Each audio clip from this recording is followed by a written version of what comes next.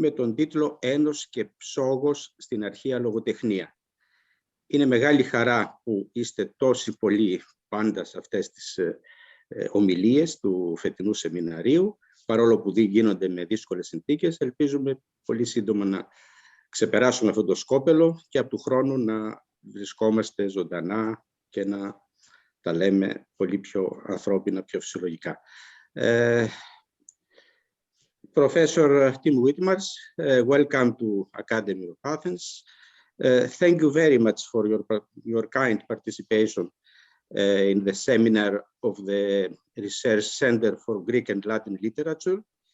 Έφη θα πει 2 λόγια για σας. Σας ευχαριστώ πολύ. Thank you very much. Ευχαριστώ. Okay. Thanks, Dr. Sfanis.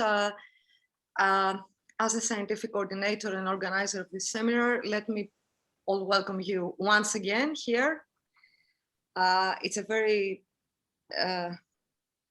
nice occasion that we can host Professor Tim Whitmarsh today, even in these circumstances anyway.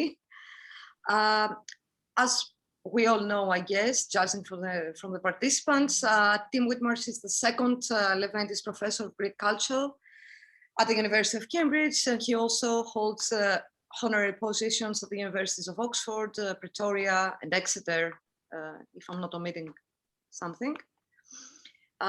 Professor Whitmarsh works on all areas, really, of Greek literature and culture, including religion, atheism, identity issues, no less, with a particular emphasis on the culture of Greeks under the Roman Empire. Professor Whitmarsh has written at least 7 books and numerous articles on these topics, including, I'll just mention the monographs Narrative and Identity in the Ancient Greek Novel, Returning Romance, Beyond the Second Sophistic, Adventures in Greek Post-Classicism, Battling the Gods, Atheism in the Ancient World, which has been no less translated into Greek by my dear colleague George Kazantzidis, in the English, okay, and Dirty Love, the genealogy of the ancient Greek novel. Now, in line with the thematics of this year's seminar on praise and blame, today we're going to be presented with a quite original topic, I find. Professor Whitmarsh's talk is entitled today, Odysseus the alazon, the perils of first-person narration in Roman Greek literature. So Professor Whitmarsh, Tim, the floor or the mic is yours. Thank you very much. Ευχαριστώ πολύ. Kalispera. It's a real pleasure to be here. It's a pleasure to be here in Nottingham, where it's very sunny and very beautiful today. It would be even more of a pleasure to be literally with you in Athens, but it's a great honor to be invited. I really enjoyed working on this topic. What I've done is produced a paper that hybridizes both your interests and mine, if you like. I'm trying to think about the idea of fiction, which is something I've been grappling with for a long time, and in particular what I call fictional autobiography. I'll come on to that, but through the lens of, in this case, self-praise and Odysseus as the self-praiser.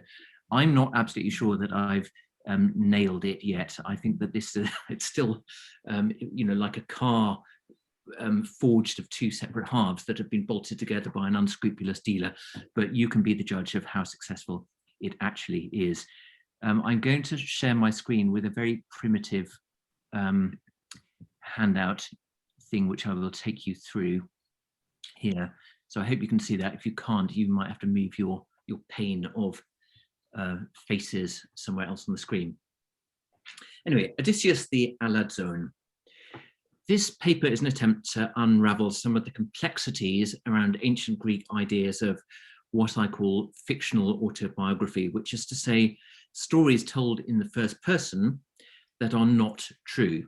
Clearly, there are all sorts of ways in which stories told in the first person can be untrue, but I'm talking about things that are very clearly fictional untruths. Cases like, for example, the ass stories, best known from Apuleius's Latin version, Lucian's true stories, to which we'll come shortly, and Achilles Tatius's Leucippe Cleitophon. All of these have first-person narrators who is at one level, not the real author. Sometimes there is a mixture between the two, a sort of conflation of the two. In Lucian's true stories, the narrator is called Lucian and claims to be the same person as the real person, but we know he's not, because the real author, Lucian, says in the prologue that none of this actually happened. So this particular question of how Greeks thought about a speaking I who was not telling the truth is something that I've been thinking about for quite a long time. Now, my center of chronological gravity will be in the 2nd century CE, when all the texts I've just mentioned were written. But I want to do this by considering Odysseus's apology and thinking about Odysseus as somebody who self-praises. Odysseus's apology were a byword for the problems around fictional autobiography. Odysseus was seen from Plato onwards as a potentially unreliable narrator, someone who exaggerated or even invented elements of his own story to enhance his reputation in the eyes of his Phaeacian hosts. Now, this discussion picks up on a phenomenon I've discussed in a previous article. My argument there was that in the case of these fictional first-person narratives, ancients didn't sharply differentiate authors from narrators. And the crucial point here is that that is in distinction to modern narratological theory. Modern narratologists tell us that we absolutely must, in order to practice narratology, we must separate author out from narrator. I think the psychology of ancient reading was very different to that. And I think we can see this all over the place. But one very clear example of this comes in Augustine, where Augustine, in a famous passage, attacks Apuleius, his fellow North African, attacks him for claiming, he says, to have been transformed into an ass. So Apuleius, one of the antiquity's brightest individuals, seems to make that most elementary confusion between the author and narrator, seems to think that Apuleius, the author, is claiming to have been transformed into an ass rather than Lucius, the protagonist of the Metamorphoses. Now, I argued in this article that it's not that Augustine fails to understand that Apuleius wrote a fictional text. Of course he doesn't. And it's not that he can't recognize that Apuleius and Lucius are different, though it is worth saying that Apuleius himself goes out of his way to blur these two characters of Apuleius himself and Lucius by, for example, Lucius seems to have been Apuleius's praenomen anyway, and Apuleius has Lucius at one point claimed to be from Madara, which is where Apuleius himself was from. So Apuleius is already playing with the idea of the blending of the two. But I don't think Augustine is fooled by that. I don't think he is, somehow duped into believing that this is a real autobiography. It is rather that the speaking I has a particular kind of power and authority, which bonds together the real life human being who authors or performs a text and the fictional character who is performed by that real life character, real life figure. In the article, I associated this with the predominantly oral culture of antiquity. So just as the rhapsode performing Homer's words in a sense becomes Homer, and just as the sympathetic performer singing an anacreontic song becomes Anacreon, and actually, as we know, there are plenty of pseudo-anacreontic poems that are written in the persona of Anacreon. And just as the Roman declamatory sophist becomes Demosthenes for the duration of the performance, so Apuleius, the author, becomes Lucius for the duration of the reading experience. And of course, there's no exact identification between the two roles. Audiences must have known full well that an actor playing a role was just an actor, and that a singer singing the anacreontic song wasn't really Anacreon, but was Eumenes, the fish seller from around the corner. But when one inhabits another role and takes over that first person and starts speaking as though one were that person, an imaginative transfer takes place that is psychologically powerful and goes beyond mere illusion into something that literally blurs the identities, both in the mind of the performer, but also in the mind of the audience themselves or the readership. Now, the best expression of that phenomenon in antiquity, I think, comes in Plato's Ion, and that's passage number 1 in your handouts there. This is Socrates speaking. "Stop now," he says, "and tell me, Ion, without reserve, what I may choose to ask you. When you give a good recitation, when you apairs, so you apairs, and drive your onlookers out of their mind, ekplexes tous theomenus, either when you sing Odysseus leaping forth on the threshold, revealing himself to the suitors and pouring out the arrows before his feet, or Achilles dashing at Hector, or some part of the sad story of Andromache, or of Hecuba, or of Priam, are you then in your senses, emphron, or are you carried out of yourself, exo sautu? And does your soul in ecstasy suppose itself to be amongst the scenes you're describing, whether they be in Ithaca or in Troy, or as the poems may choose to place them? So it's a very clear example, as I say, of that kind of imaginative transfer that I'm talking about when Ion plays the role of Odysseus or Achilles or whoever. He actually envisages himself into that role. Now, of course, Socrates and Plato are hostile witnesses to this phenomenon, but that's to say they don't like it at all. They think that this is a form of madness, of dereliction of rationality. But that's no reason to discard this testimony.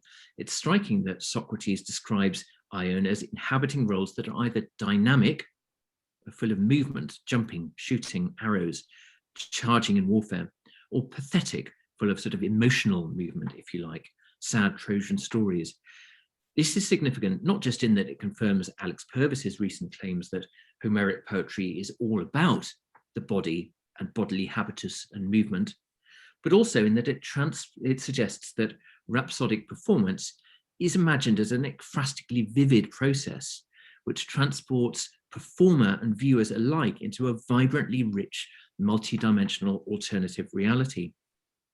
When Socrates asks Ion if he is in his mind or out of yourself, emphron or exo sauto, mid-performance, of course, as I say, what he's asking in the first instance is about rationality. Are you sane at this moment? But a more sympathetic way of phrasing this would be to ask him about the psychological effect of this kind of role playing. What is it like to inhabit a fictional character so fully that you feel them to be part of yourselves and you feel yourself to be part of them? What does it do to your sense of selfhood when the barrier is broken down between performer and performed? And of course, it's not just a question of personal psychology, of what the performer feels. It's also about what the audience feels.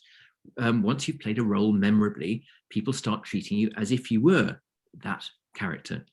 Actors playing villainous roles in soap operas get death threats. Daniel Radcliffe will never not be Harry Potter for the entirety of his career. Now, written texts are, of course, different from oral performances. The author doesn't inhabit the roles of her characters in quite the same way. The written word mediates between author and character. And it's notable that many Greek fictional texts, particularly in the 2nd century, begin with framing narratives or ekphrases. Lucian's True Stories is one of these. We have a frame at the beginning which says, don't believe everything which is going to come following. Longus' Daphnis and Chloe and Achilles' Tatius' Leucippe and Cleitophon, the two great romances of the 2nd century, also begin with what we might call autobiographical, in heavy inverted commas, prefaces describing how the author, again in heavy inverted commas, came across the story he relates. So in Longus, right at the beginning, the unnamed narrator who we're invited to associate with Longus, the author, says that he was hunting in Lesbos and he came across a picture and thought it was really nice. So he asked a local exegetes to explain what was the contents of the story. And then the author transcribed it, and that became the story, the text that we're reading. Similarly, in Achilles' Tatius, at the beginning, the author figure arrives and meets a young man who turns out to be Cleitophon, the narrator of the rest of the narrative. So in both these cases, we've got this sort of buffer, we've got this preface at the beginning, which acts as a sort of a mediating zone between the experience of the story and our own experience as readers. So it's not quite the same thing. We're not transported into this illusionistic world of where the performer inhabits the roles in quite the same way. Indeed, in Daphnis and Chloe, at any rate, the author and the audience experience throughout an ironic distance from the impossibly naive world of the rustic pastoralists. If Plato's Ion imagines himself really being Andromache or really being Achilles, that cannot be said for Longus's narrator. Longus's narrator is separated from the characters that he describes by a large distance, because he is ironizing, distanced from it. He is a sophisticated urbanite, and the characters he's describing are impossibly naive pastoralists. So in a way, we're talking about different phenomena. When we're talking about these fictional texts, we don't have that same sense of immersion in the reality or the constructed reality that's being described there. And yet, we do feel the presence of the authors throughout these texts, as we do in all authored texts. You can't read any text which claims to have an author without sensing something about the author in those texts. There is a presence inhabiting, an authorial presence inhabiting these texts. Roland Barthes famously claimed or decreed, prescribed the death of the author, but in fact, actually, it's a confused and confusing manifesto in that particular text, and people still argue about what it really means. Barthes was picking up on the ideas of a young Bulgarian postgraduate student in his seminar, Yulia Kristeva. Of course, he didn't attribute her ideas, he claimed them all himself. It's a well-trodden path, that one. Kristeva had been inspired by the Russian literary critic Mikhail Bakhtin, and Bakhtin himself was, I think, closer to the mark when, a couple of years after Barthes wrote The Death of the Author, he wrote this note in a notebook. This is some point in 1979 to 71. The notebooks were published in 1986. What Bakhtin wrote was, "We find the author, perceive, understand, sense, and feel him," I put sick in brackets there, for the him, for the gendering of that, "in any work of art.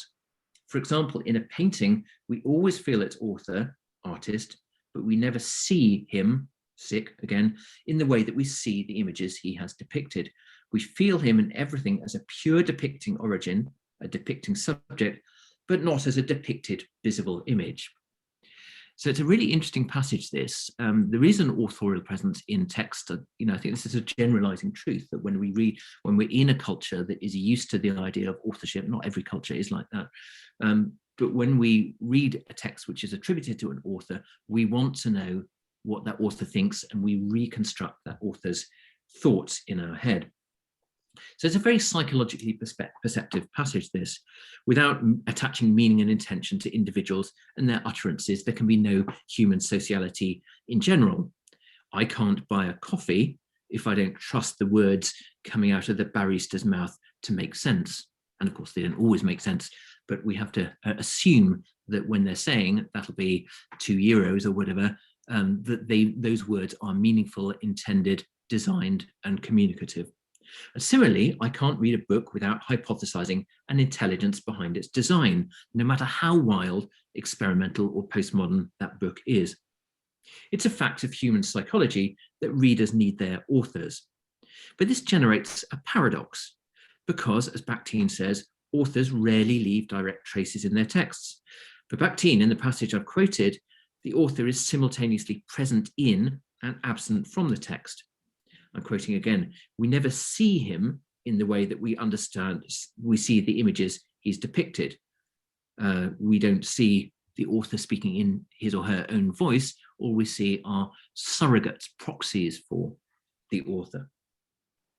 The author isn't seen directly, but to quote Bakhtin, or at least Bakhtin's translators, he's perceived, understood, or sensed, a word that Bakhtin uses 3 times in 3 sentences, or a word that Bakhtin uses 3 times in 3 sentences, he's felt. This is the language not of the rational philosopher, but of the mystic or the medium. The author is sensed or felt. So perhaps Barthes was half right. The author is dead, but still haunts the text like a ghost. How is it exactly that we come to feel authors in texts without seeing them? How do we extrapolate authorial intention from the mute letters on a page or their equivalent? Now, a full answer to this question would, of course, take us much longer than we have today.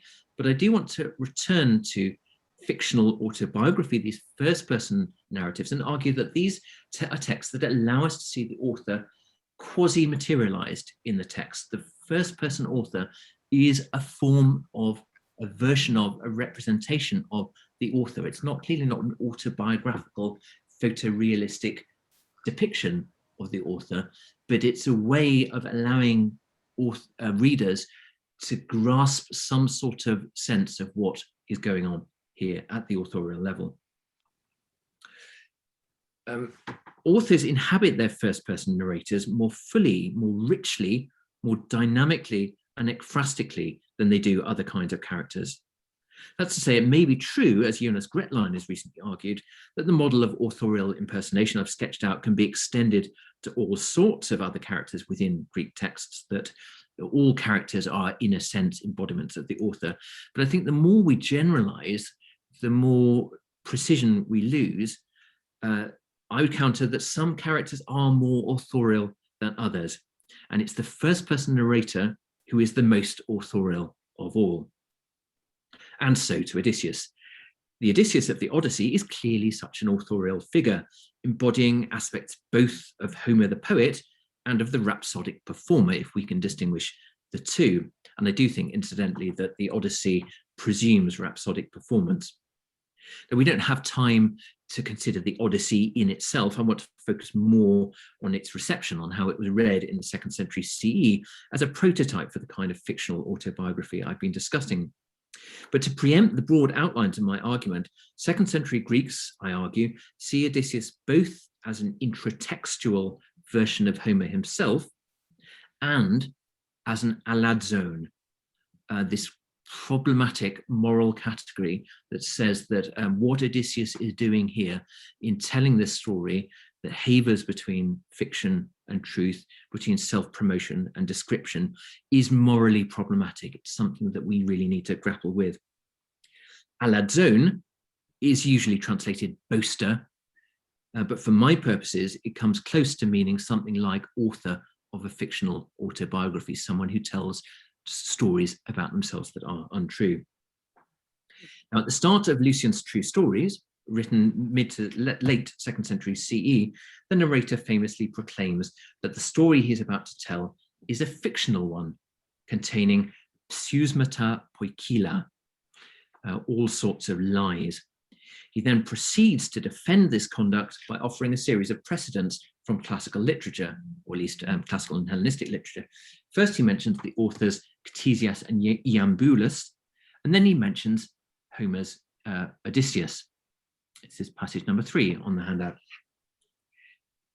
There, and by there he means Ctesias and Iambulus, their guide and instructor in this sort of charlatanry is Homer's Odysseus, who tells Alcinous and his court about winds in bondage, one-eyed men, cannibals and savages, also about animals with many heads and transformations of his comrades wrought with drugs.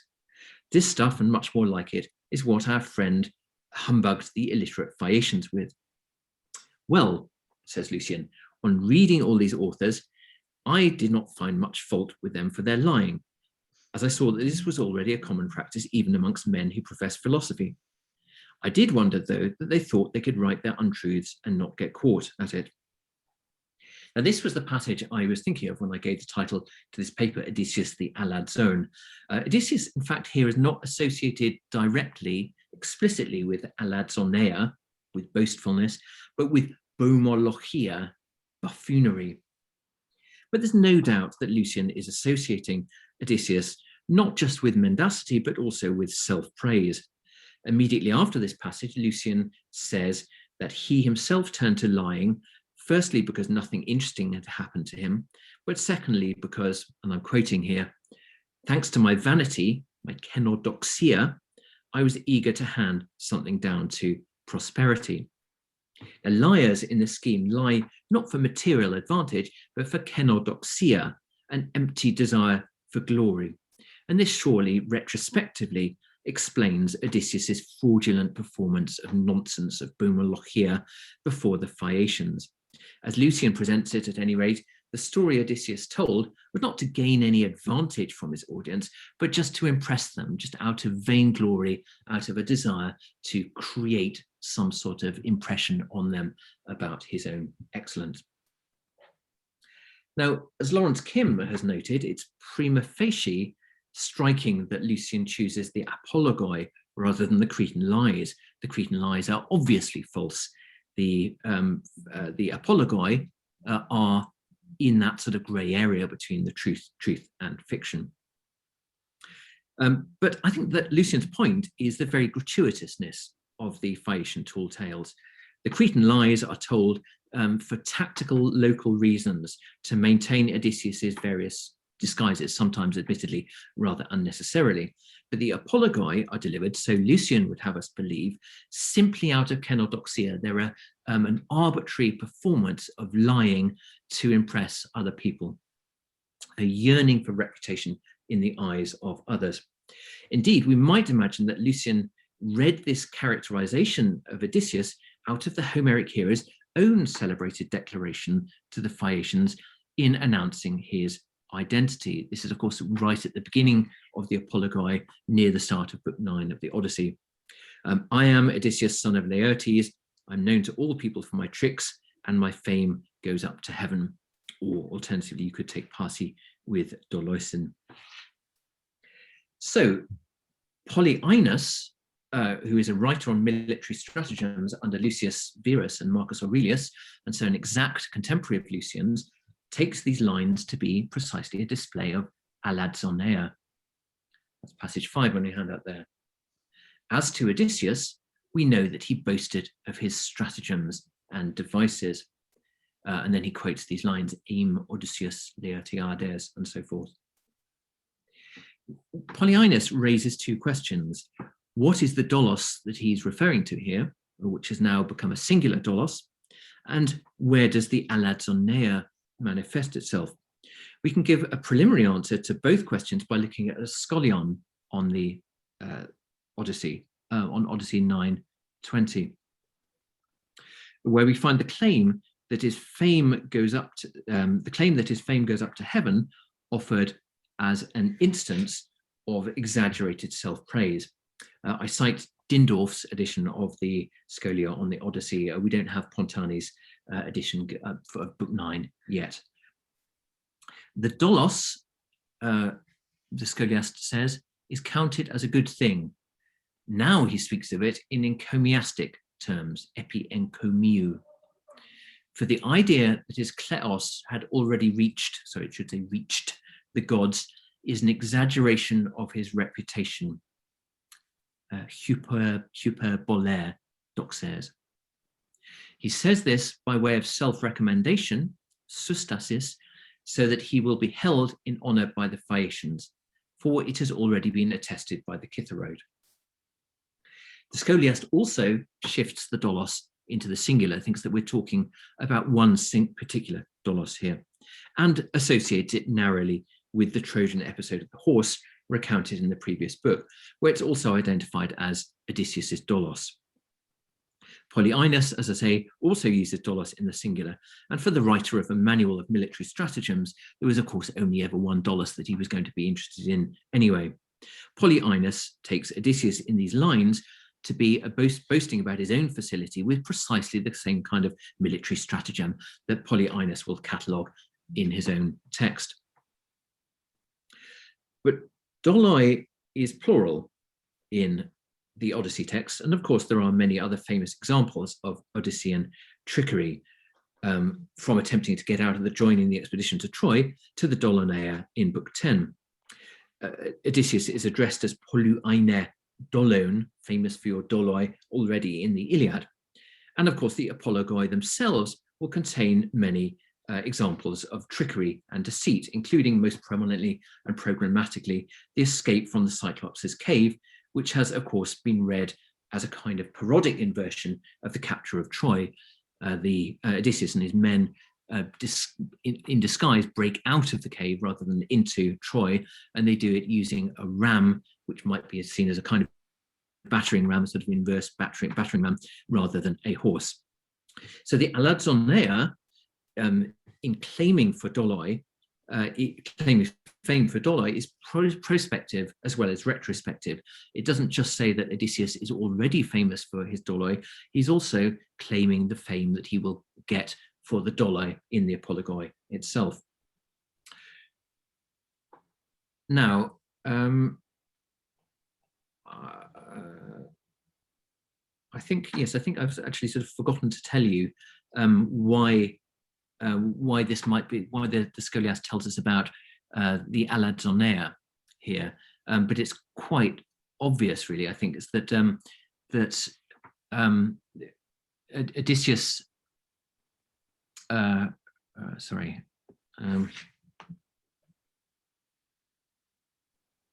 about this. I can't remember whether I'm going to tell you that presently. No, I think I've actually sort of omitted to include this bit about what constitutes the alazonea. Anyway, the short answer is that there is another scholion, which I've sort of omitted by accident, which says that it's the bit about saying that his fame goes up to heaven.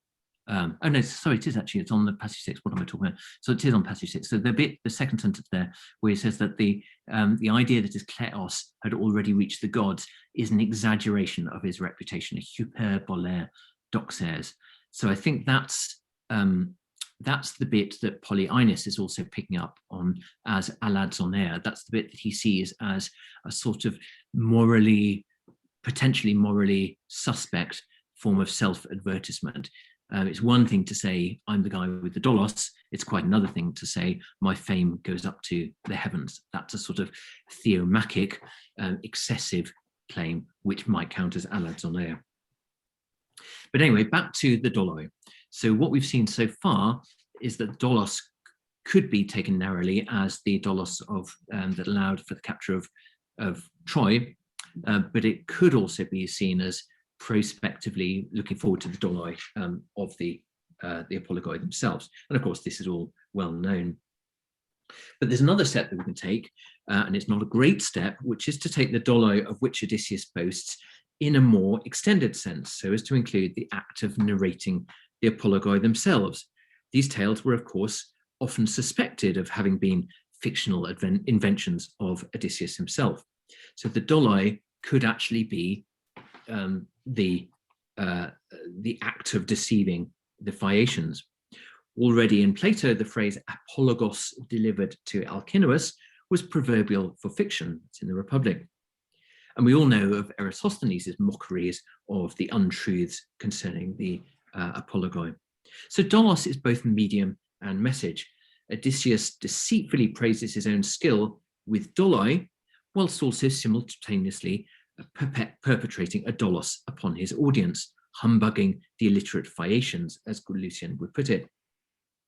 What's more, in advertising this fact semi-explicitly, Odysseus engages in a kind of Gorgianic paignion, a demonstration of Odysseus' skill with doloi at the levels of both form and content. So he tells you that it's coming. He warns you in advance that he's somebody who's good at tricking people. And that creates a kind of, as I say, a sort of Gorgianic, subversive play with the status of the apologoi themselves. Now, it might be said that alazonea necessarily involves lying. It's not just exaggerating, or it's not just telling stories that reflect well on you. It's actually necessarily deceptive. And this is a recurrent strain in the ancient sources from the earliest times onwards. In the discussion of Achilles' famous, I hate like the gates of Hades, the man who says one thing and hides another thing in his heart, in Plato's Hippias Minor, this is taken to be an attack on Odysseus for being an alazon. So alazonea is seen in Plato's Hippias Minor as constituted by that phrase, hiding one thing in one's heart and saying another thing. Aristotle, in the Nicomachean Ethics, considers the alazon in part of a more general discussion about truth tellers and liars, periton alerthu onton tekai pseudomenon, defining the alazon as, I'm quoting here, one who pretends to creditable things that he does not possess or possesses in a lesser degree than he makes out. Pretends to is actually an adjective in the Greek, prospoietikos. So invention is built into the idea of the alazon there. Similarly, Theophrastus's 23rd character is introduced with a definition of alazonea as, I'm quoting again, pretending to good things that do not exist. And it's again the prospoiumai root here. Theophrastus calls it a prospoiesis agathon uk onton, an invention of, or a sort of fictitious laying claim to good things that do not exist. So the alazon is closely associated with a kind of fictionalizing. And here, a little bit later on in Theophrastus's 23rd character, we get this passage about the kinds of tall tales that the alazon is likely to say. He is apt to gull, to trick. Apolausai is the Greek, and Diggle has a note explaining on why this means trick here. He's apt to trick the person he's walking with by telling him how he served with Alexander and was on familiar terms with him, and what a number of jeweled cups he brought home. And he will maintain that the craftsmen in Asia are better than those in Europe.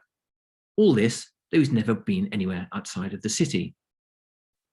So there are shades of the apologoi here. Again, I think the alazon tells tall tales of his military exploits abroad. He name checks the famous generals he fought alongside. He claims to have seen the cities of many men and to have known their lives.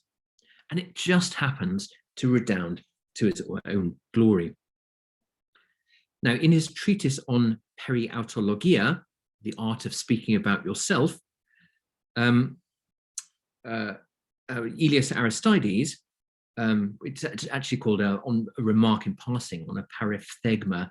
Elias Aristides recurs to this idea of the alazon as a fiction writer, somebody who invents stories.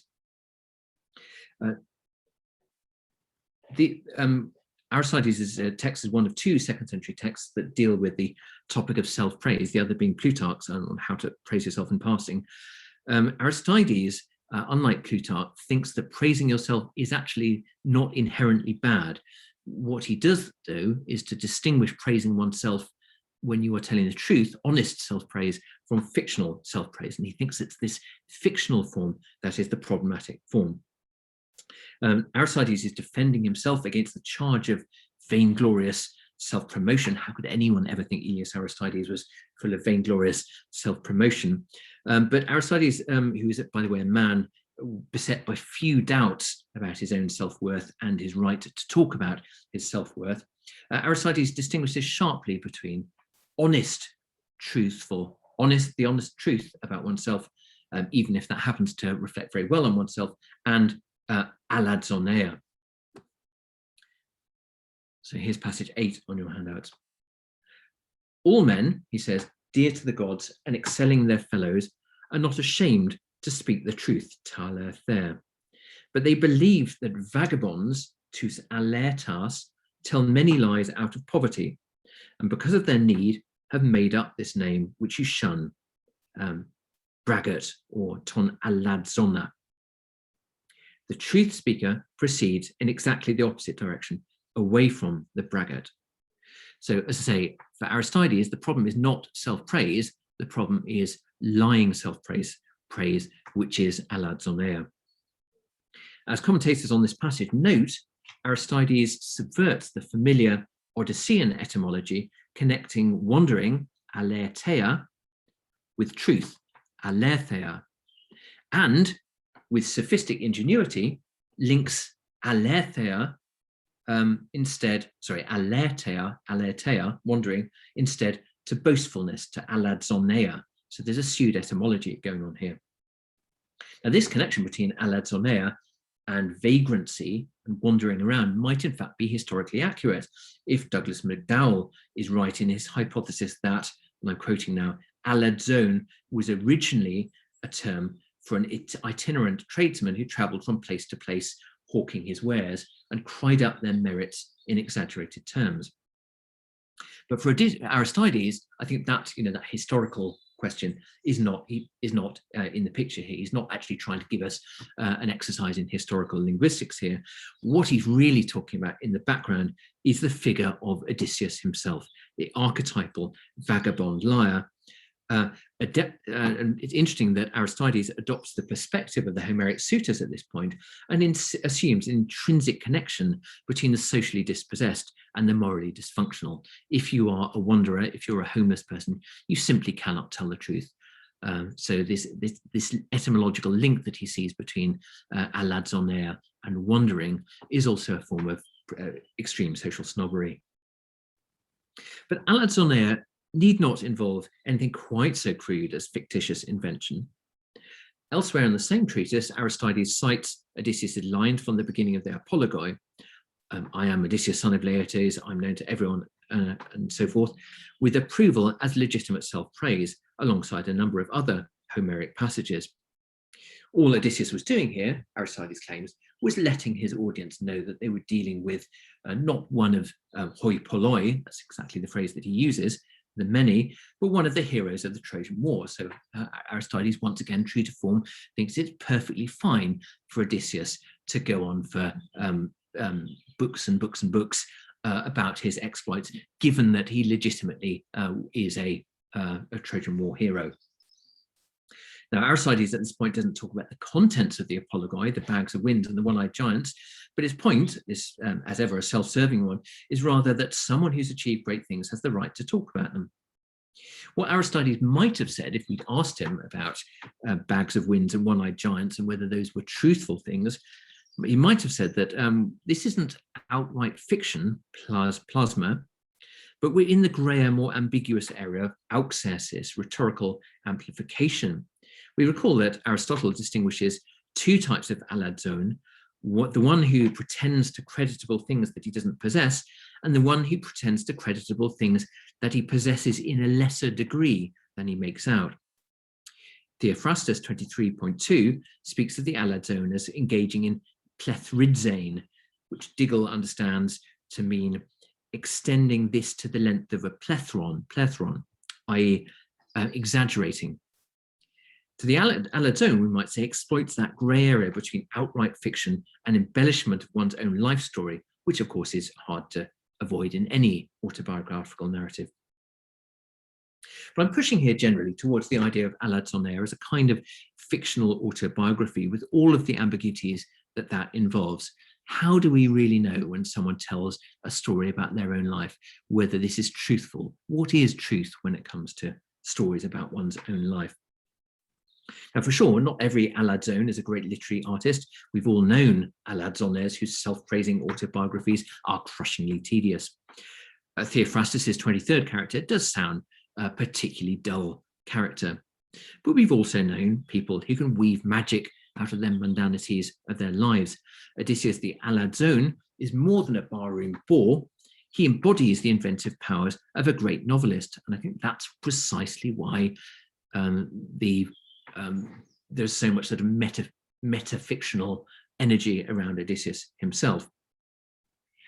And this explains why Lucian, another great novelist, cited him as a precedent. Let's go back to that passage number 1 on the handout. As Lawrence Kim, again, and Karen Nivali before him note, it's striking that in this passage, Odysseus is presented as an author. Now, first of all, he's listed alongside Ctesias and Iambulus.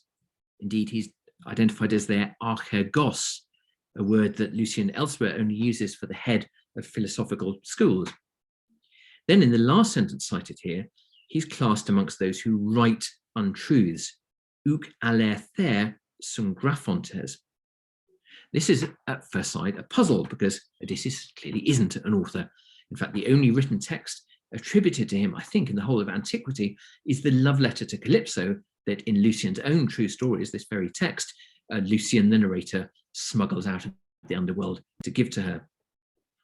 And Karen Nivali and Larry Kim think that this conflation here of Odysseus, the attribution to him of authorship, is designed by Lucian to save Homer's reputation, to say that Odysseus was the real liar, not Homer. But I don't think this can be the case. Calling Odysseus the author doesn't create a gap between Homer and Odysseus. It blurs the two. It says that they are in effect the same figure. And this is exactly the example. This is an example of exactly the phenomenon I'm talking about, this psychological effect where when we read characters within texts speaking in the first person, we are prone to conflating them with their authors. Now, Lucian, on my reading, implies that Odysseus's alazon is also Homer's, that what Odysseus invents to deceive his Phaeacian audience, Homer also invents to deceive his audience, his own audience, that's to say us. If Odysseus gets away with fooling the Phaeacians into believing his words, then Homer also gets away with fooling his own readers or audiences. Lucian too is playing the game, of course. He's not trying to convince us that anything he says is true as such. In fact, he says quite the opposite. He says, don't believe any of this. But he has already told us that everything he writes is a parody of a literary work that we'll be able to spot. And of course, as far as we can tell, it is not. So whether we believe Lucian when he says that we should be spotting allusions is an open question. Lucian, that's to say, is also trying to fool us in all sorts of ways himself. Now, this idea of an authorial complicity between Homer and Odysseus is an intuitive one, not least because of all the meta-poetic cues in the Odyssey itself that are very, very well known, that suggest parallels between Odysseus and then Aidos. Lucian has Odysseus as a kind of intertextual surrogate for Homer himself. Philostratus's Heroikos, written a little later than Lucian in the 220s CE, turns this model inside out. He claims that Homer lived several generations after the Trojan War and was required to summon up the ghost of Odysseus necromantically to get his source material. But there was a catch. Odysseus required in return that Homer present him in a good light, and in particular required him to cut out all mention of his arch nemesis Palamedes, whom he killed ingloriously. Now, in this version, Odysseus is the real author and Homer is his mouthpiece. And when we read the Homeric text, what we read is Homer's words, which are once again haunted spectrally, mystically, by the hidden author behind the figure of Odysseus, who is actually feeding Homer the information. Now, I've argued that the example of Odysseus the alazon helps authors of the Roman Empire think through the idea of fictional creation, precisely because Odysseus the alazon modelled, in a canonical text of high literature, a point of convergence between the author's own creative powers and those of a character within the text. We can see Odysseus, famous for his doloi, creating and shaping his own narrative in front of our eyes, even as we can see Homer, that ever-imaginary author, fictionally inhabiting and impersonating the character of Odysseus, vocalizing that I that is not an I. Odysseus helps us to understand as readers that there is a controlling intelligence behind this text, that everything we read is architecturally devised in order to have point, to have meaning, to have purpose. Alazoneia is a way of conceptualizing this in rather negative terms, a way of thinking about the point simply in terms of self-promotion, but it is actually also a way of making sense of any literary narrative. What we have to do when we read a text, that we have to hypothesize that the author is composing it in this way because it has a sort of architectonic meaning that we can decode and we can identify. We could extend this discussion further by looking at Odysseus-like figures within Greek fiction of the era of the Roman Empire, Roman imperial period generally. The most obvious example is Heliodorus's Calassaris, who is so Odyssean that he even receives a dream visitation from Homer's hero. Like Odysseus, he takes over the role of the narrator for large parts of the text. Like Odysseus, he is visibly prone to telling misleading stories. Calassaris is Heliodorus's authorial surrogate, just as Odysseus is Homer's authorial surrogate.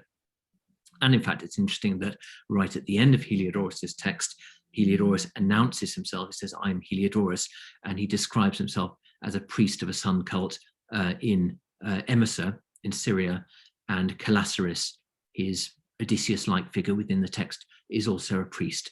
So there's a sort of biographical convergence which is disclosed at the end. But I want to finish on a slightly different point by returning to this question of psychological process. What actually happens to readers when we see these sort of authorial surrogate figures within the text? Jonas Gretlein, in the recent article I've mentioned, argues against my idea, and he argues that what he calls the internal logic of ancient narrative was closer to the modern idea of immersion derived from cognitive theory, although in fact actually the metaphor of immersion in cognitive theory is drawn from virtual reality and computer simulation. Immersion refers to quote Rutger Allen, the audience's feeling of being mentally drawn into the world that is represented by the work of art. The idea is that readers experience text inactively, that's to say by imagining bodily experience, and to an extent by re-experiencing it themselves. When you read a text about somebody that has a description of hammer in it, that's Gretlein's example, you imagine that hammer having a real physical force on your body. Gretlein argues that ancient ideas of fantasia and enargeia to point towards an intuitive, pre-scientific grasp of this fact that we read for emotional and sensory experience, embodied experience, rather than for decoding, if you like. Building on a passage,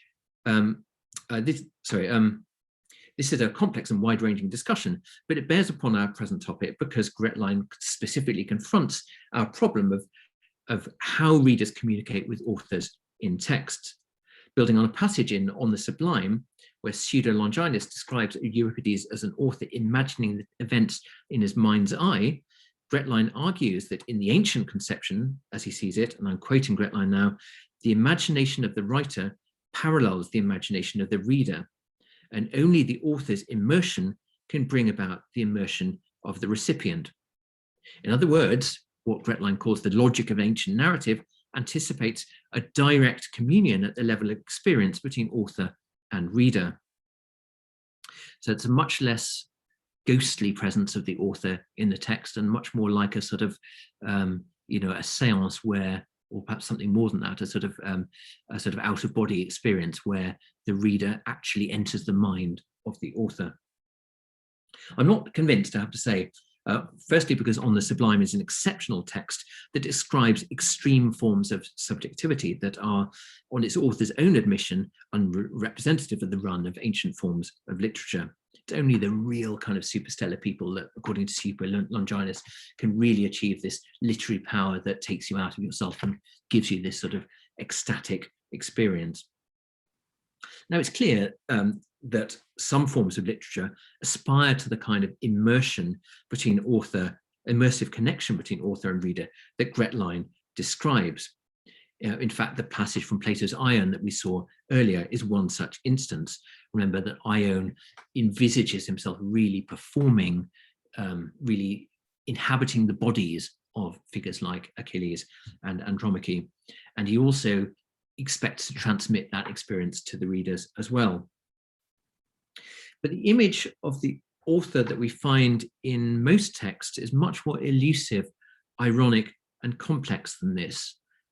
This is ultimately, remember that we were talking at the beginning about the phenomenon of mediation, particularly in written text of the 2nd century CE. There's this really strong sense that that what we have is not a direct access to the experience of the characters within the text.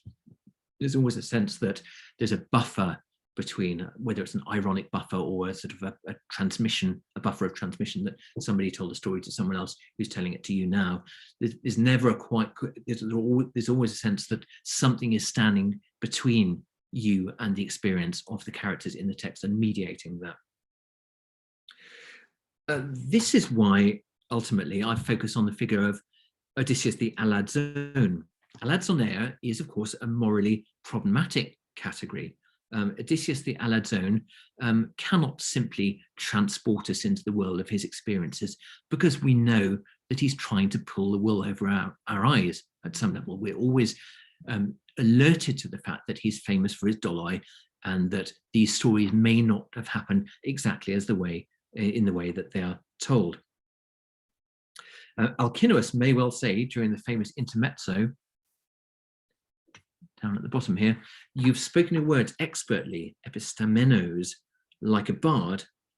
But the point, he's also at that point just emphasized and overemphasized that Odysseus is absolutely not like a deceptive swindler, an eperopea epiklopon. And of course, as I say, he's over-protesting here in a way that draws attention, of course, famously to the fact that Odysseus precisely is a kind of swindler. We may at times, of course, be drawn into the text. We may have those moments where we go, you suddenly lose ourselves in the story of, Odysseus being about to be drowned by Charybdis or something. But would we as readers really want to be humbugged by the text, as Lucian puts it, like those illiterate Phaeacians? Immersion, I think the material from the Second Sophistic tells us, always comes at a cost, and the illusions of ancient literatures are always deceptions. So to sum up, what we have in this material, I think, is a fascination with the idea that you can detect the author in these texts. Bakhtin was absolutely right that written text of the second, it's not Bakhtin's point directly, but translated into second century terms, what we get in this material is a strong sense of authorial surrogates and proxies appearing in the text to guide you, to give you a sense that there is always some designing intelligence behind these narratives. But we don't get transported uncritically or immersed into the experience of these characters, even if that does happen occasionally, even if our experience can be sometimes that we're carried away with these texts. These texts are very, very keen to tell you that the story that we are being told here is a mediated story. It's a story that's being told rhetorically with a purpose, and that purpose is not always a morally straightforward one. Fiction is a form of deception. It is a form of alazoneia, and Odysseus is the archegos of all of that stuff. Thank you.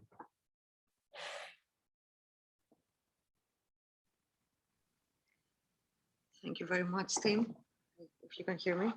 Thank you very much for this really stimulating paper. I'm still taking some notes.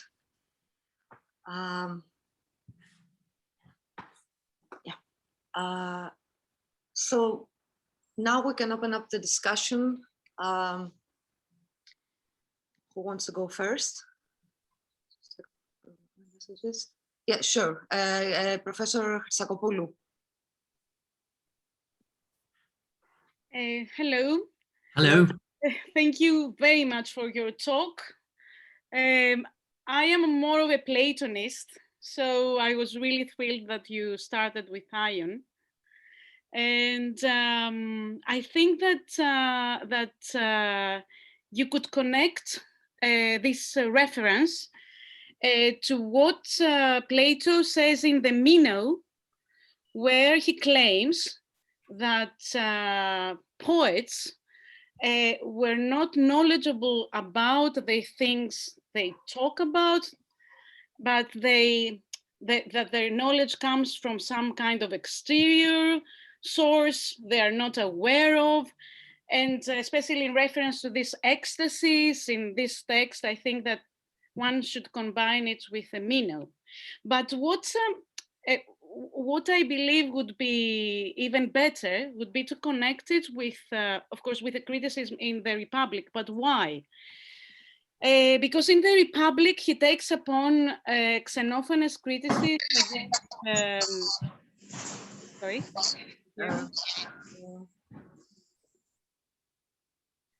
Okay. Go on. He takes upon the Xenophon's criticism against the poets, and especially Homer and Hesiod.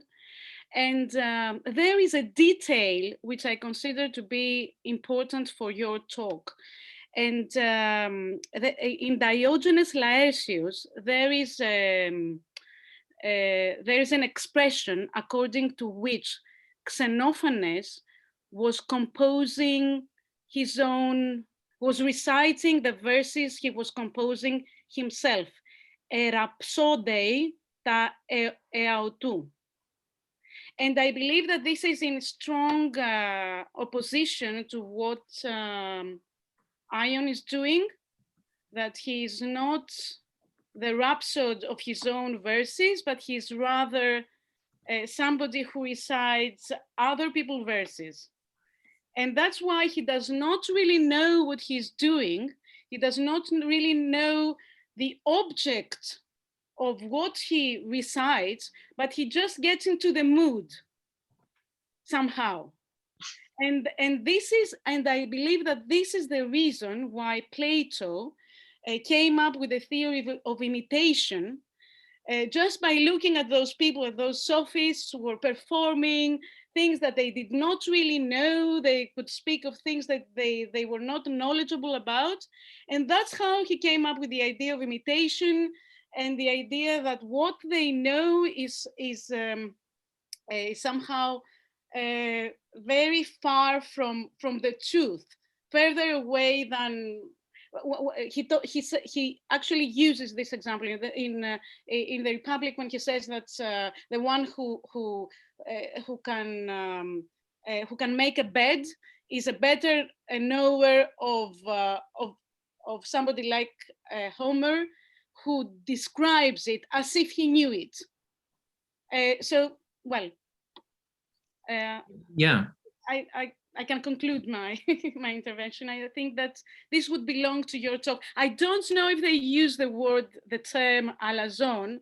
I don't think so, but he certainly uses the word imitate, pretend, and which is what is already in the Ion text, in the Ion minor text. Thank you. Yes, that's very interesting indeed. Yeah, I mean, what I was trying to do was read Plato sort of despite Plato, if you see what I mean, that I was taking the Ion, not really, I mean, clearly Ion is supposed to be wrong in the Ion and Socrates is supposed to be right.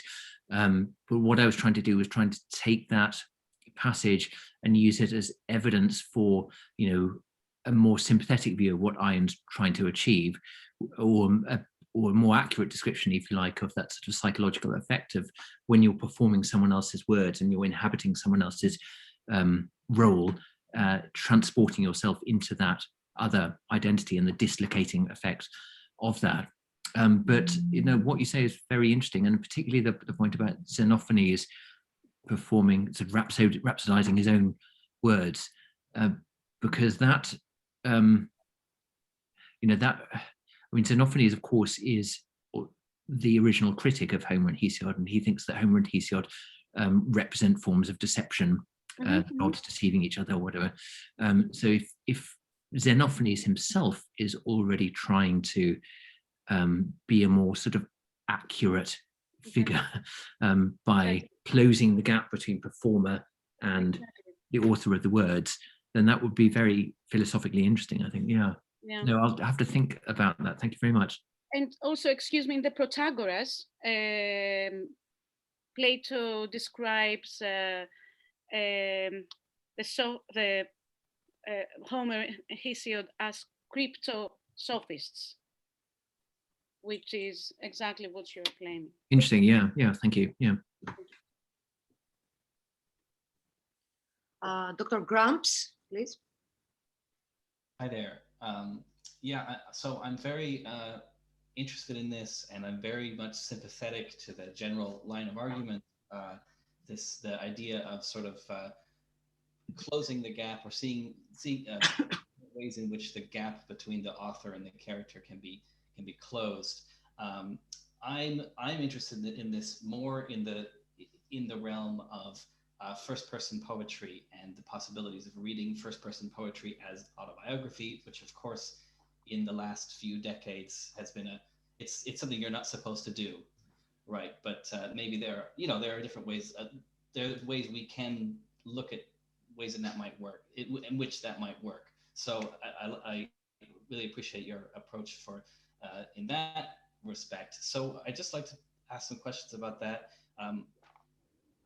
First, I just wanted to point out that I think this reading of Odysseus as the alazon and his alazoneia as reflecting the alazoneia of Homer as a fiction teller is really interesting, and it kind of chimes with, I'm just reading Ovid's Tristia, right? And the Tristia is obviously it's a collection of poetry which is in large part, it's about the question of whether Ovid's poetry is autobiographical or not, right? Because he wants to say, okay, all of that poetry which got me in trouble, the Ars Oratoria and stuff, that was all fiction. But this poetry in which I'm defending myself, you have to take it as fact, right? So he's drawing these very arbitrary lines between different kinds of poetry. And so that problem gets thematized. And in 1:5, he compares himself directly to Odysseus. So he has this whole thing where he says, you know, I couldn't tell you, he's talking to a friend of his, I couldn't tell you all of the horrible things, all of the labores that I've been going through. There's too much to even tell you about. And then he compares himself to Odysseus and he says, all the things that Odysseus went through, everything that I've gone through is much worse. And then he ends up by saying, and anyway, the pars maxima ficta laborum, most of his labores are fictional anyway, whereas all of mine are true. So, I mean, that seems to chime in with what you're doing in many ways, and in one way, because when he says that most of Odysseus's labors are false, what does he mean? Is he talking about the Cretan stories? Is he talking about Odysseus, the alazon, Odysseus making up stories about himself? Or is he talking about the Odyssey as a work of fiction as mostly just made up? And again, there's a kind of a fusion between the Odysseus as a storyteller and Homer as a storyteller. So then on the back of that, and sorry, this is a super long question. On the back of that, I'm wondering if you could just clarify your position here. Do I understand you right? Are you sort of moving towards an understanding of fictionality in terms of an ethical positioning? Is it the storyteller Odysseus being an alazon? Wouldn't you say that's a kind of a moral or an ethical stance? It's the fact that he doesn't mind deceiving. So is that sort of is that something that you would agree with, or is there a different direction that you? Yeah. So thanks. Yeah. So lots of points there. I think first of all, on this question of whether we can read, how we read autobiographical texts, I think it's a really interesting one. This idea that, you know, we need to always hypothesize a persona. We always need to separate, you know, author from narrator or whatever. I find a bit limiting, to be honest. I find that quite clearly we can't read positivistically. We can't say, you know, if an author says, you know, I was in Rome last week or whatever, that necessarily means that biographically they were in Rome last week. But there is a way in which every first person claim in a text is also, in a sense, building up your experience as a reader of, you know, something that sits behind the text, that sort of, as I say, that kind of spectral figure, that kind of, you know, imaginary projection, construction of the author that we psychologically need in order to make sense of the chaos of meanings around us. So, yeah, so I think we really do need to get over ourselves on this and sort of stop saying, you know, we can't talk about authors in texts because as I say, most people read in that way. Most people in antiquity did read in that way. It's exactly why Augustine thought that Apuleius was claiming to have been turned into an ass. But yeah, going beyond that, I mean, I think the Latin material is very interesting and very sophisticated here. I'd just add one sort of presentation of it there, which is Catullus 16, where he obviously says, you know, that he distinguishes between, he says, as a poet, you know, as a sort of biographical figure, I'm Castus, but I tell dirty stories in my poetry itself. And you shouldn't assume that I'm immoral just because I write about immoral things, which is a really interesting sort of, you know, playful, subversive move. And it's sort of, you can't square that logically. You can't sort of figure all the parts of Catullus 16 together, because I mean, whichever way you put it all together, he ends up being sort of immoral and awful. On your third point about morality, yes, I mean, I think that it is, that was really in connection with Gretline's argument about immersion. So Gretline wants to see, I mean, I think what he does is he's very keen on, theoretically, on this idea that we read by immersed experience. That, as I say, you know, when you get this, Gretline's example is, you know, if you see a description of a hammer or something like that, you think hammers can hit people on the knee or on the bone or whatever, and you immediately start experiencing that bodily.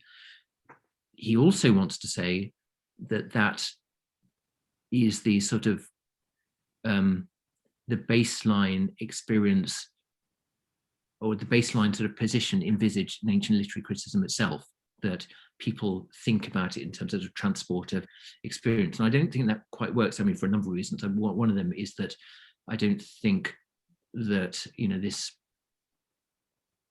you know, it's not the same thing to say, I read a text with a hammer in it and I imagine myself being hit by a hammer, as to say, I read a text with a hammer in it and I am transported into the mind of the author, who had, in order to create that text, had to imagine a hammer. You know, that's another step of the argument that makes it more complex. But more than that, I think that, as I said, immersion, whilst it is one of the responses that ancient writers, ancient critics envisage to texts, it isn't the only one.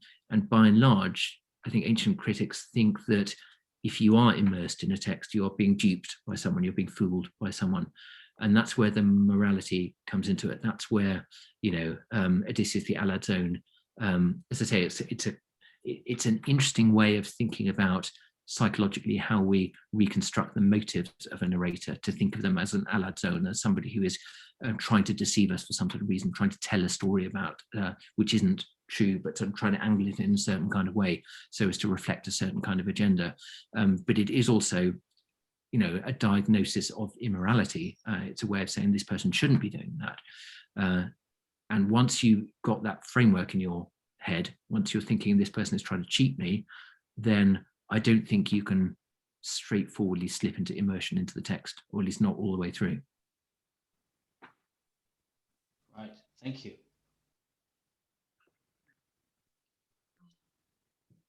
Dr. Alessandra Miliara, please.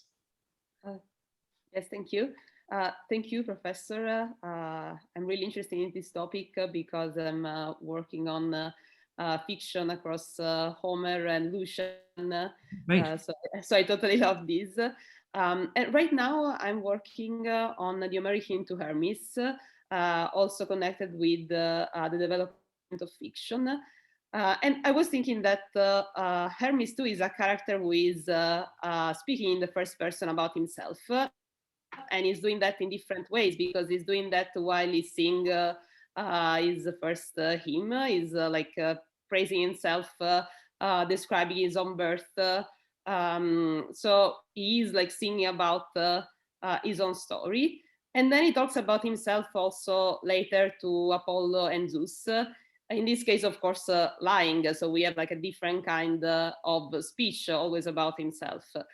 And I was thinking about the last passage that you have in handout, while Alcinous is praising Odysseus, saying that he speaks in a skillful way, epistamenos. And it is actually the word that also Zeus uses while describing Hermes in the Homeric hymn to Hermes. He says like he laughed after Hermes' speech, and he again think about how much Hermes is able to skillfully lie about the Catos. And I was actually like in this moment I was like thinking about this word used in both examples, but also with the main difference that of course Zeus is not believing Hermes' speech, so he enjoys the fact that Hermes is so able to speak in a certain way, but also is not deceived by Hermes.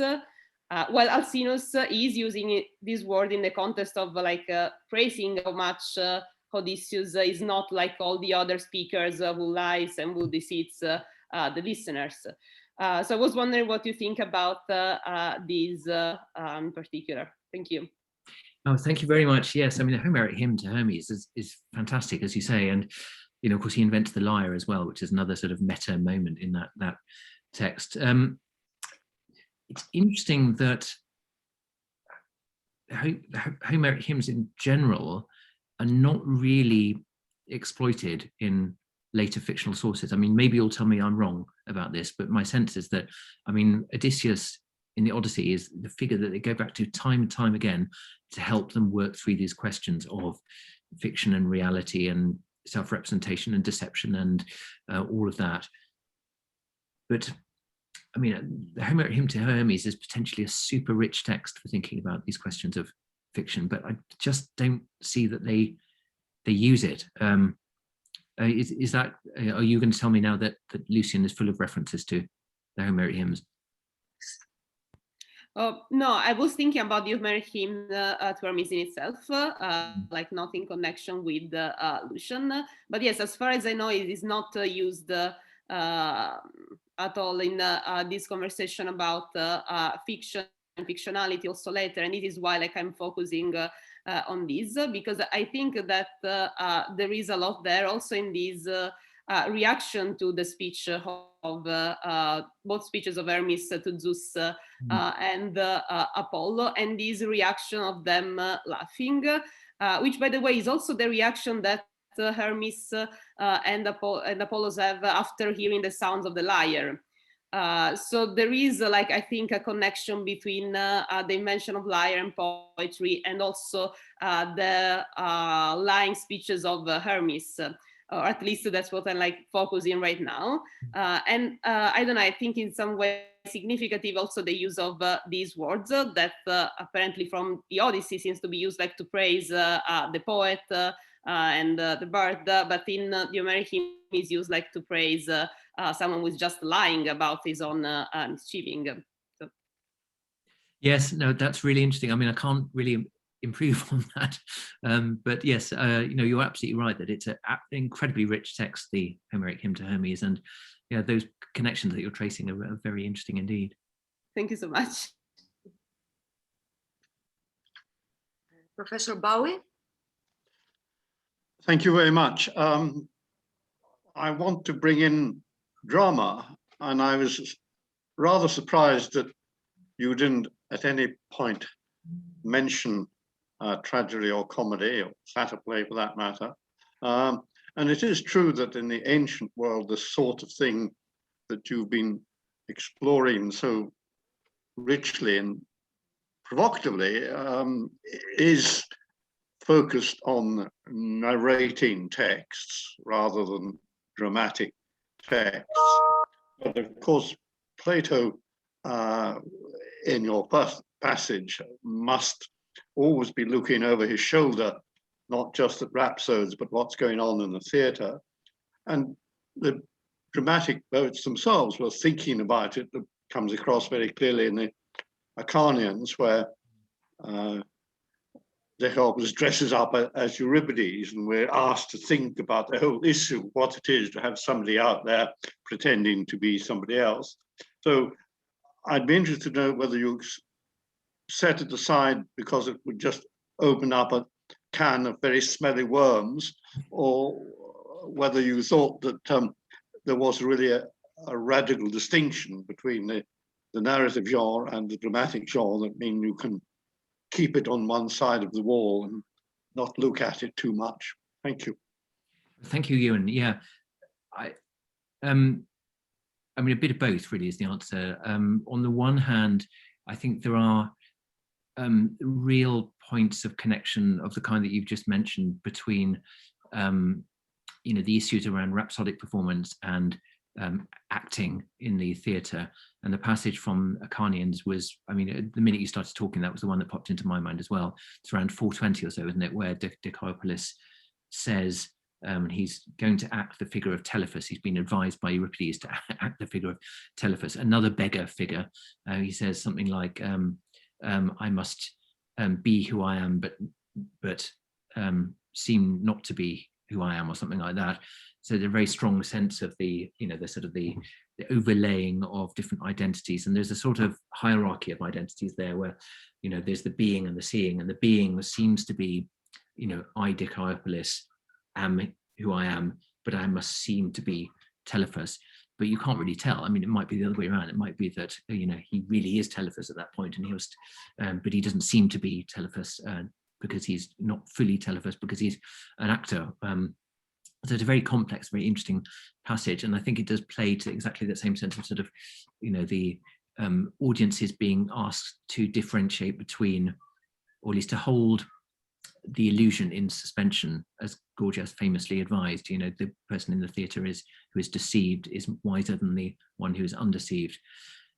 Similarly, there's that famous story in Aulus Gellius of Polus the actor coming on stage bearing the urn which contained the ashes of his own son, of the actor's own son, and everyone burst into tears because it was doubly pathetic, because that there was a sort of joining up of reality and fiction. I mean, I think there is some, all of these stories are pointing us in the direction of exactly this phenomenon of the blurriness of all ancient performance modes, where we see two things at the same time. We see the act of representation, but we also see the represented thing, and they sort of fuse into one. Where they're different, I think, this is the real reason why I didn't talk about drama, is that the representation of author figures in drama is, I think, a different case. I don't think it's true to say that you never get the depiction of author figures, because I mean, obviously Aristophanic parabasis is a version of a proxy for an author. You might say that the Deus ex machina at the end of a tragedy is a sort of, I mean, Aristotle certainly saw it as a sort of clumsy form of authorial intervention to try and tidy up the plot at the end. So you do get these sort of authorial figures, but I think drama is also part of the effect and the pleasure that audiences take in drama is of a world without the author, really, a world where the interplay of characters is unorchestrated in a way, and we don't get a strong sense that this person is the one that we're supposed to identify with. Again, there are all sorts of exceptions. Diciopolis and Acharnians is clearly a sort of exception to that rule. But I think, by and large in tragedy, we don't get figures that we think, this is the person that is the equivalent of Euripides on stage. But I may be wrong.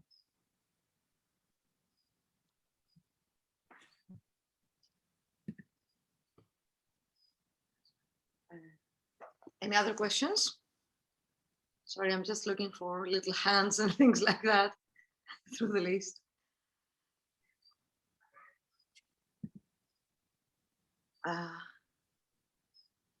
Okay. Can I just ask a very small scale question of ignorance completely about the Aristides distinction between true praise about oneself, if understood correctly, and false or lying praise about oneself, right? I don't remember the number of the handout right now. Are there any other, I don't know, could you mention any case examples in which this idea is expressed? Sorry, that's the wrong passage. Yeah. Sorry, yes, I was trying to find the passage in question. Are there any other examples of places where you get a distinction between true self-praise and true self-praise, yes, and false, let's say, self-praise, or I don't know. I mean, self-praise. Yeah. You might say it's implicit already in Aristotle and Theophrastus, in that both of those authors seem to associate alazon very closely with the idea of mendacious things that you say about yourself. I mean, that Theophrastus passage that I quoted, where he says the alazon will always tell you that he went on campaign with Alexander and so forth. It's implicit in there, the idea that the problem is not simply self-promotion, the problem is untrue self-promotion. And I think but it's not put in theoretical terms, so to speak, or in, you know. no, it's not. No, Like no. yeah, or conceptual terms anyway. It's more conceptual in Aristotle, and I don't have the full passage actually sort of in immediate recall in my head at the moment. But he does. It's in that section of the Nicomachean Ethics where he's talking about, you know, median positions. You know, the ideal of every sort of moral position is the midpoint between two immoral extremes.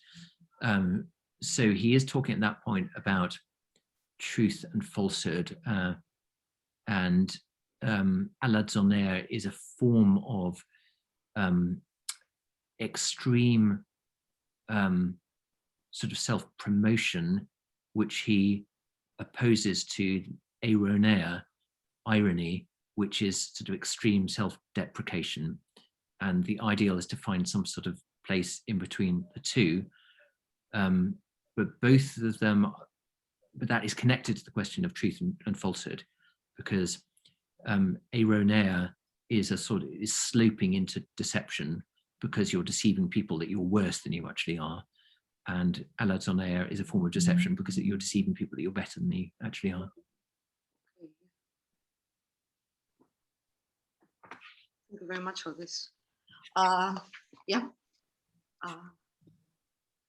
Professor Langslow, yeah. Thank you very much indeed, Tim.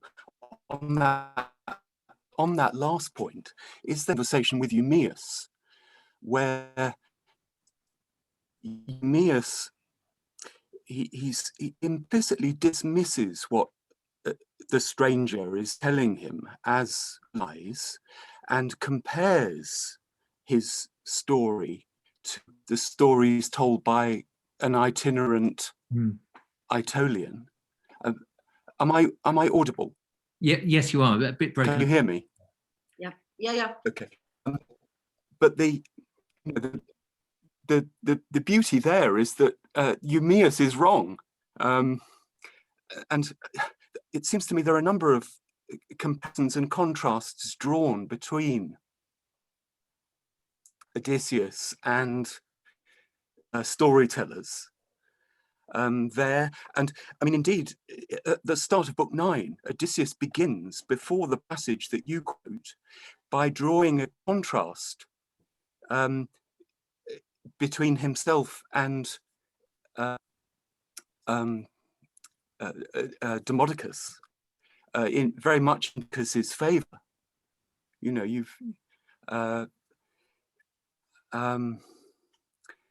and in the poet, I don't know, I'm on very thin ice, way outside my comfort zone here, but I mean, in some way, the author, who, as Aristotle tells us, knows to do as little as possible in his own person, and to have lots of characters speaking in the first person. You know, just for the revelation at the start of book 22, you've got the double comparison between Odysseus and a bard, and, you know, stringing the bow, and then the comparison of, you know, what is who with the entertainment given by Phemius. The echoes all the way back to book 1. The reality, but do you see the contrast in? But this is the reality. You know, never mind these comparisons. This is the reality. You know,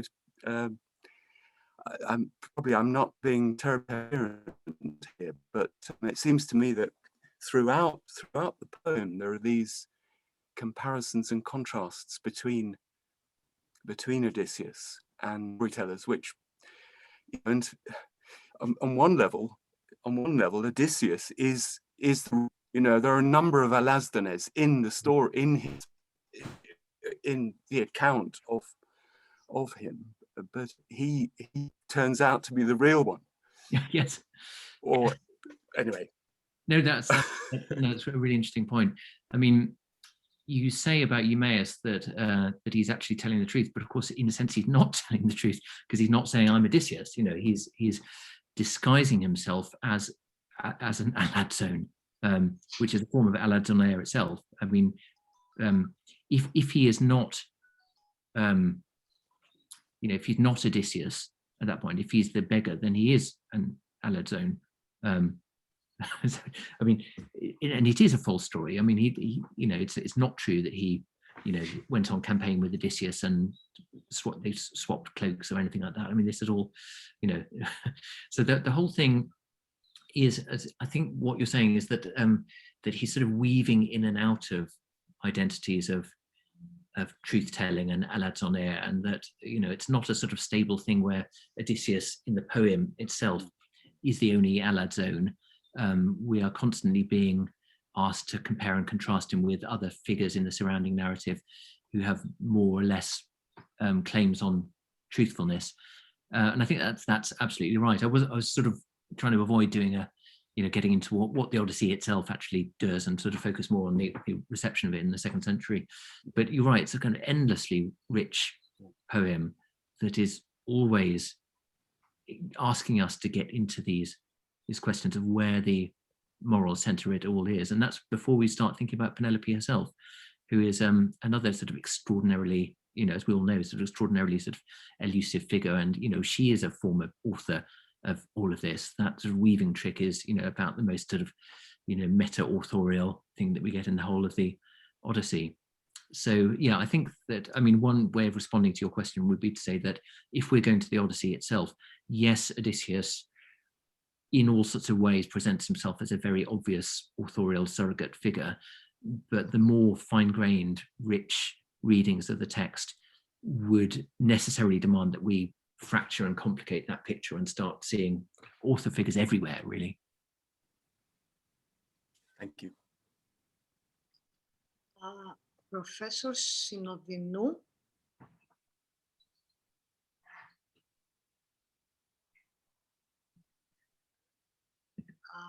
Μ' ακούτε τώρα? Σας ακούμε, ναι. Μ' ακούτε, μάλιστα. Ναι, συγγνώμη. First of all, I would like to thank you for your thought-provoking lecture. And I just opened my Homeric book text where you are lecturing, and I saw the verse 368, your last passage. Μύθον δώσ' οτ αηδός επισταμένος κατέλεξας, which I consider that it is a praise of Homer, of the author, to himself. Yeah. To himself, to Homer, in quotation marks. Of course, the death of the author is a big problem. We have dealt with it for a long time, but I don't think that actually is worth talking about it. First we had the death of the god, and now the death of the author. I don't know what it means actually. Of course, there is a discrimination between the author and the narrator, in the sense that we cannot attribute to the author all the things that the narrator says or does, etc. Now I would like, because we don't have much time, just I am wondering, you talk a lot about the alazon Odysseus, the alazon Odysseus. I wonder if you would say the same things about an Odysseus who is not alazon in the Odyssey. There is one. And this Odysseus is in Athens, when he went to the other world to visit the shadow of his mother.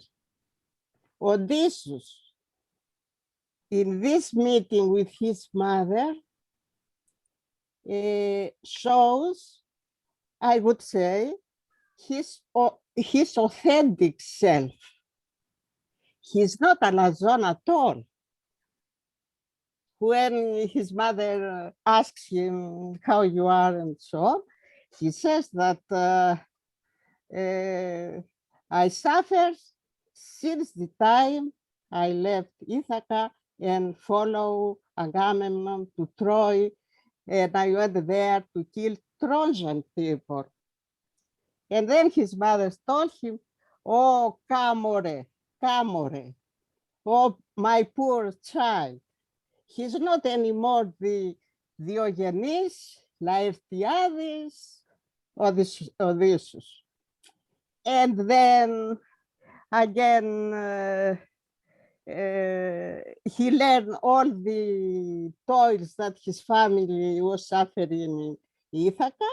It means that also the victors pay the price for the war, okay? And last and not least, when he tries to embrace his mother, he cannot, of course. Would you say the same things for this Odysseus as well? He's not alazon. You said so many nice things with which I agree, of course. But I wonder about this Odysseus, what it is, who is behind this Odysseus? Who? You see what?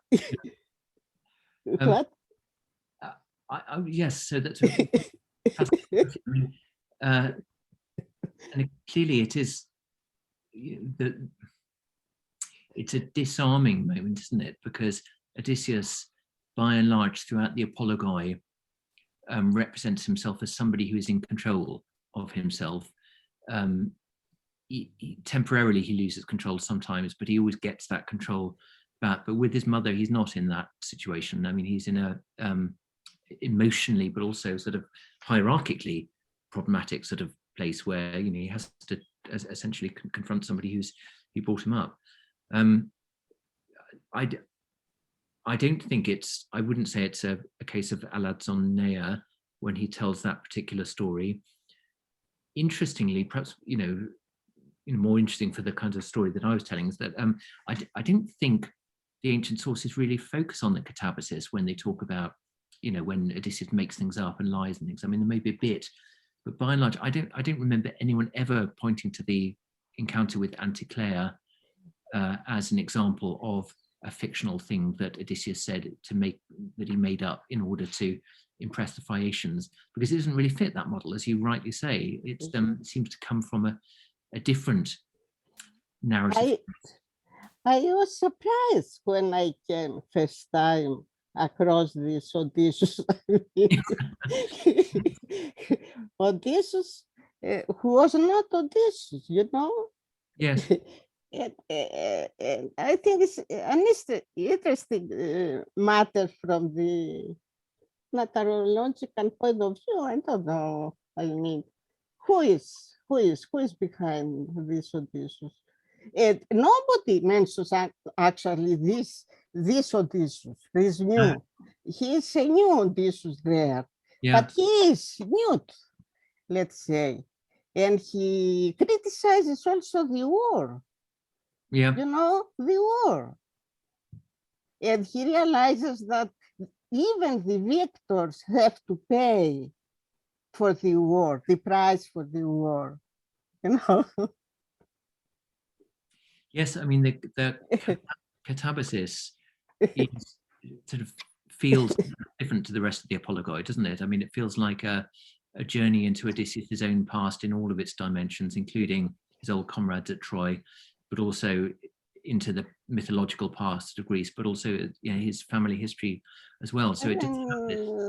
My impression is that Homer, in quotation mark, wants to subvert Homer in the rest of the I mean, that's my impression, actually. Achilles there is different, Agamemnon is different, everybody is different. Yes, Okay. yes. Yes, that's very interesting. I mean, another way of putting that point, perhaps in more sort of generic terms, is that when you get the catabasis does seem to does seem to link together a different type, a series of different poetic genres, including, and clearly there's catalogue poetry in there as well, the sort of catalogue of women style poetry. But that moment of encounter with his mother does seem to speak with a different poetic voice to yes, almost the only different. He is another, it's a new person. Kenny Eleni, he is like Kenny Eleni, the new Helen. Oh, you read this. Okay, thank you very much. Thank you. That's very interesting, yeah. So, final check, please. Sorry, Silvana, do you have a question? Silvana? Sorry again. Yes. Yeah, yes. Okay. Sorry again. I just wanted to ask you how intentional or unintentional this alazonia maybe. Alazonia sounds to be intentional, but humbug and apathy, and especially when entering this ecstatic or, you know, catalepsis, this is not intentional. So how can we make a distinction? Because there is some kind of criticism which goes towards different directions. Either you pretend to be something you are not, and then you are immoral in the sense that you imitate something that you cannot, that you do not really know, and this is something that you do on purpose in order to impress others without really possessing the knowledge, or you enter a state, an ecstatic state, and then you cannot really somehow be aware of it. And it is as if Plato is criticizing him for both. I think he's ironical, and he's telling him, come on, do you believe yourself? Can't you really do that? I mean, you're cheating. I mean, you cannot believe in yourself when you're doing that. You're too pompous, you're too unreal. So my question is whether there is this distinction between intentional and unintentional alazonia. Interesting, yeah. I mean, I'll have to defer to you when it comes to what Plato is trying to achieve himself there, but I think it's very plausible that, as you say, what he's doing is he's taking the kinds of things that the rhapsodes say and exposing them to ridicule by saying, you know, what are the consequences of this position? Yeah. I mean, in terms of intention itself, I mean, you know, a rhapsode, even if we believe that rhapsodes really did go into some sort of trance-like state, I mean, it is at some level intentional, isn't it? I mean, a rhapsode doesn't accidentally end up in front of an audience and performing Homer and, you know, sort of having rehearsed this particular bit of Homer or whatever. So I think it remains the same in terms of intention there. But I think, I mean, the reason I was talking about intention in terms of alazon was not so much in terms of performance, it was more in terms of composition. So when someone tells a story and it's an alazon story, it's a story that has an intention behind it. It has an intention, and that intention determines the way in which the story is told, the order of events, the bits that you exaggerate, the bits that you conceal, and so forth. So that's why I think it's a useful way of thinking about the act of composition itself. When it comes to performance, I don't know. I mean, it seems to me that perhaps we should leave space for the idea of less intended forms of expression. I mean, anyone that's ever played music, for example, knows that, you know, after a while your fingers are doing things that you you know, you're not actually thinking, what am I going to do next with my finger or whatever. It just sort of takes over or something. I mean, there is a way in which performance does have a life of its own which exceeds the intention of the performer. And excuse me, what is the text which opposes alazonia to irony? That is Aristotle's Nicomachean Ethics. Okay, yes, okay, I can't remember it, that's why. Okay, thank you. For I will if you email me afterwards, I'll find the reference. I will. Thank you. And I will send you Diogenes Laertius quote on a rhapsody that I have to for Xenophon. Okay, great. Right. Thank you. Thank you very much.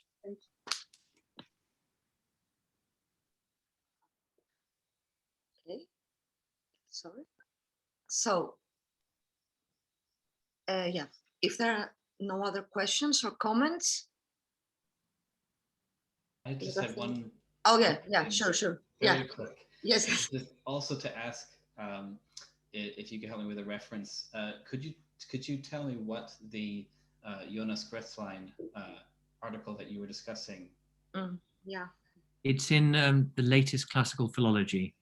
Okay. So 2021, April 2021. Great. Thank you so much. Okay. So let us thank Professor Whitmarsh once more for a really stimulating paper, as shown by the discussion, no less. And let's hope we will meet again. Sorry, I have another comment. Oh, no, sorry. False alarm. But we will meet face to face in the following years. Thank you very much. Absolutely. Thank you very much for your questions, and thank you, Effie, for hosting it. Cheers. Thank you to the Academy. Enjoy the weather, which looks very un-British. It is. Thank you very much, Professor Whitmarsh. Thank you. Thank you very much, Professor Athanasios. Thank you very much. Bye. Thank you very much. Thank you. Thank you. Bye. Bye. Bye.